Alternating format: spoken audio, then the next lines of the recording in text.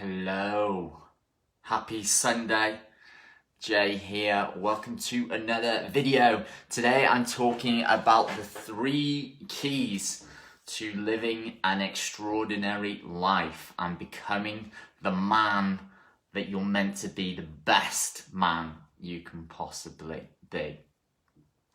Now, one of the things I've done over the past few years is really taken time to reflect on my own journey of what are the steps I really went through and what are the real kind of turning points for me in my life in order to help me break through and pursue what I really wanted in life. You might say my purpose, have more fulfillment in life and have that confidence in myself to really kind of step into more of what I want in life.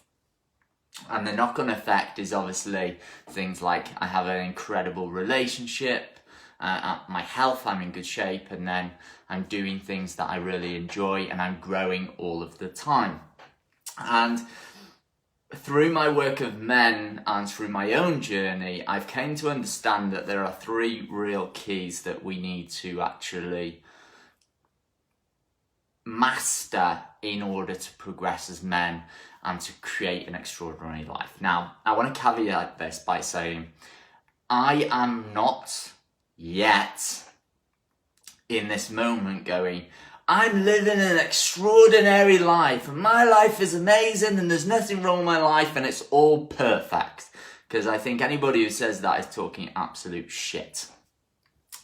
What I am though is pursuing the life that I really want. Pursuing the level of fulfillment that I really want. The amount of purpose. I have vision for a future, compelling vision that excites me. And I'll be honest with you, I don't jump out of bed in the morning like most people. I'm like, oh God, it's 6 a.m, getting out of bed. You might say that my vision pulls me out of bed, but really, I'm not really sure what does. Maybe it's the need for a pee or my grumbling stomach because I want to have some breakfast. People often say, it gets me out of bed in the morning, I'm excited. I haven't met anybody who wakes up like that. We digress. 3 key things.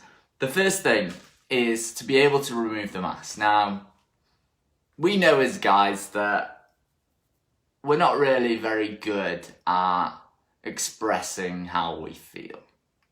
And there's a lot of factors, there's a lot of reason for that. A lot of it's due to our conditioning, our upbringing, social norms and expectations of society. And so we tend to wear this very heavy mask. And I often speak to men in my men's groups and the big conversation that comes up is like the word authenticity, or call it whatever you want. And some people wearing one mask in their work life and one mask when they're at home. And for me, I really noticed the mask when I found myself wearing one mask with my friends, one mask in my relationship with my partner, one mask with my family, and one completely different mask when I was serving in the military. And the key here is really to be able to be true to who you really are and just be honest and real and raw with the people you're actually having conversations with. Now, when I say that, that is not easy for most men. Like, that is not easy because, if you're coming from a place of insecurity or a place of fear, then it's going to be very difficult to show people who you really are. And this is me for best part of 27 years. Trying to be the lad, trying to be the funny guy, trying to be the centre of attention, trying to be someone I wasn't, and showing people what I thought they wanted to see because I didn't think that who I was actually enough. And this manifested in a bunch of really messy ways. Now, there are really 3 key elements beneath the removing the mask on how you actually do it. So the first one is we need to really, and I take all my clients through this, begin to become aware of the repeating patterns, how we're showing up in our lives, how we're feeling, get connected to our body, really develop that deep sense of awareness of what is actually true for us in our lives. Because most of us, we're so busy, we're just going through life kind of day in, day out, week on week, month on month, and the years are flying by. I mean, can you believe it's March today? Happy St. David's Day for all of those Welsh people. And we never really take the time to really notice what's going on with us. And I can honestly say that one of the biggest changes for me this year, and on the back of the end of last year, was when I started just to check in with myself and really take sort of 20-25 minutes just to do nothing. Like nothing at all. Just be with myself, check in with how I'm feeling, be with my thoughts, and just observe those thoughts from a place of curiosity. And what this really did was it developed this deeper sense of awareness around, the repetitive thoughts that keep coming up. And then that gave me an understanding so that I could go and explore where those thoughts are really coming from, because they were coming from somewhere and I just didn't know where from. Now, once I established my self-awareness, the second part was really about, okay, so if I'm removing the mask and I'm becoming aware and I start talking openly and honestly about this stuff, the second thing I really need to do is to be able to accept the way I've been in my past, accept that the way I was showing up I was doing the best that I could with what I had, and each choice I made was the best choice for me at that time.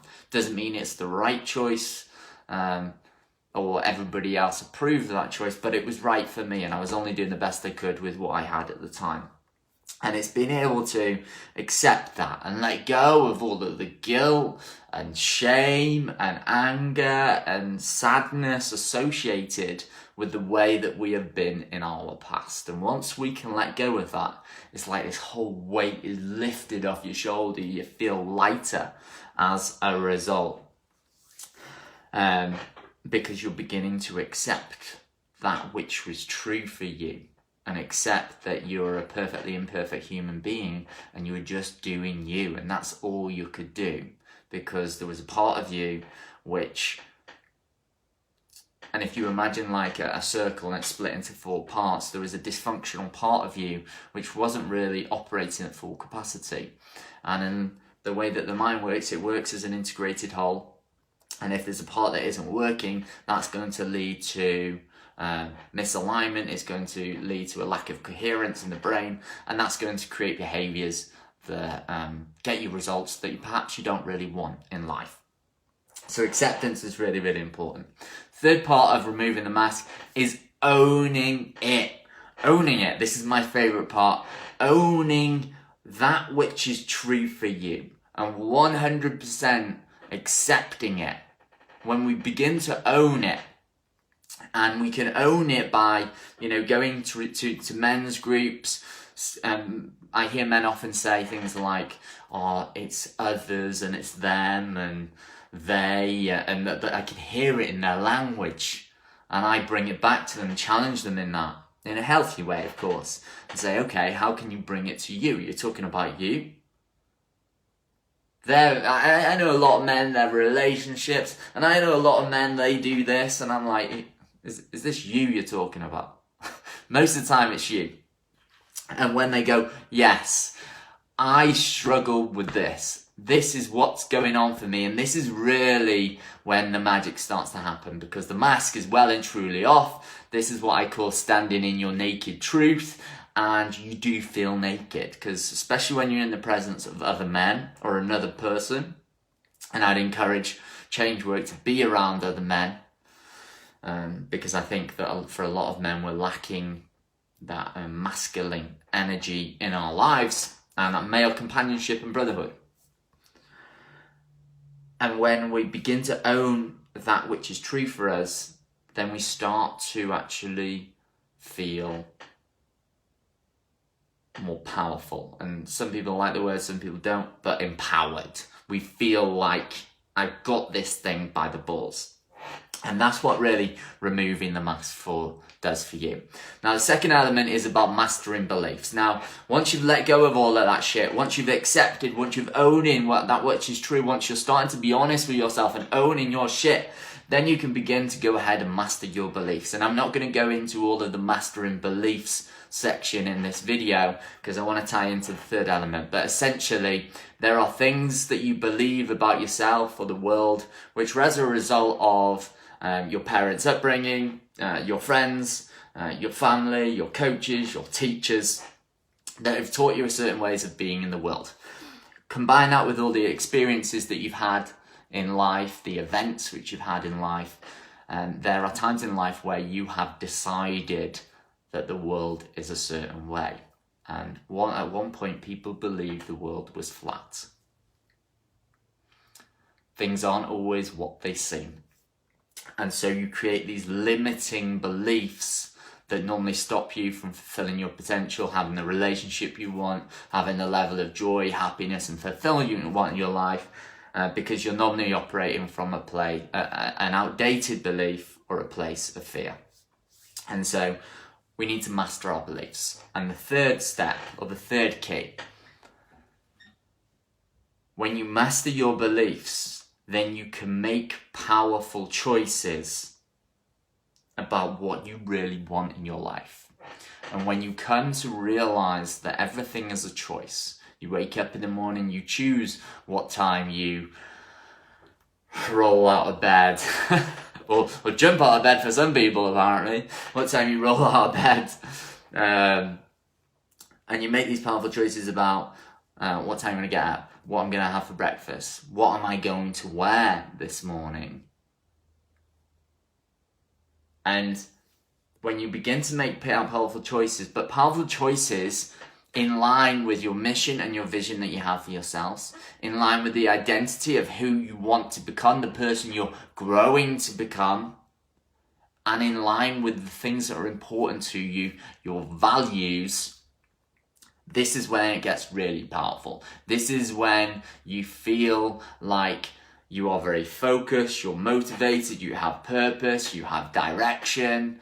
This is when you don't have fears holding you back. You are just on it. You're living at your edge. You're just like powering through. Action, action, action, action, action. That very masculine energy. You're embodying all the archetypes of the king, the warrior, the lover, and the magician. And this is what is going to lead to creating an extraordinary life. Through making those powerful choices every single day. Those choices to have daily goals, weekly goals, monthly goals, annual goals, three yearly goals in pursuit of that vision that you want to create for your life. Now, for some people, that vision is to get married and have a family.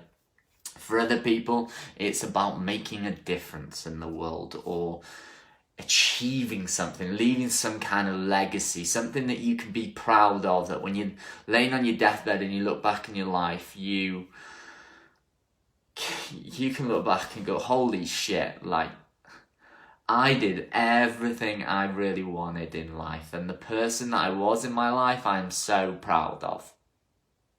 So proud of. And my kids can be proud of me, and my partner can be proud of me. I can be proud of myself. And when we begin to make powerful choices in line with these three factors, that's when we lead to creating an extraordinary life. And I want to let you know that the final stage here about making powerful choices, I'm taking a small piece of this starting tomorrow in my Man Enough 5-day challenge, where I'm going to be taking you through a process, 5-day process, maximum 20 minutes a day, to get more clarity, get more purpose, get more focus, get more motivation in line with what you actually want in life. And if that's of interest to you, I'm going to paste a link in the comments box below to join the Facebook group, and the challenge will start tomorrow. You've got all day, 20 minutes. Take the time to really do something for you. To really do something that is aligned with what you really want, as opposed to doing the things that everybody else wants for you. Because my dad's just joined, by the way. I spent the best part of my life doing things that I thought other people actually wanted for me, because I didn't understand. First of all, I was coming from a place of limiting beliefs and negative emotions, the way that I see in the world. And second thing, I wasn't clear on what was really important to me. And I constructed a future for myself that wasn't aligned with what I truly wanted. 9 years in the military, and I reached a point where I was massively unfulfilled. I was bored. And the reason for that was because it wasn't my dream. It wasn't my dream. It's what I told myself I thought other people wanted for me. And I think that's really important, because so many people I see do things because they think it's the right thing to do, whether that be in their relationship, or it's the right thing to do because their parents want to do it, or my dad was a lawyer, so I'm going to be a lawyer, or, instead of actually taking time to acknowledge what they want and do things for themselves. And so I think this work is really, really important. So, challenges started tomorrow, 5-day challenge, 3 keys to living an extraordinary life tomorrow. It's exciting. And if you want to join, I'll drop a link in the comments box below. You guys have a great Sunday, and I'll see you all soon. Bye-bye.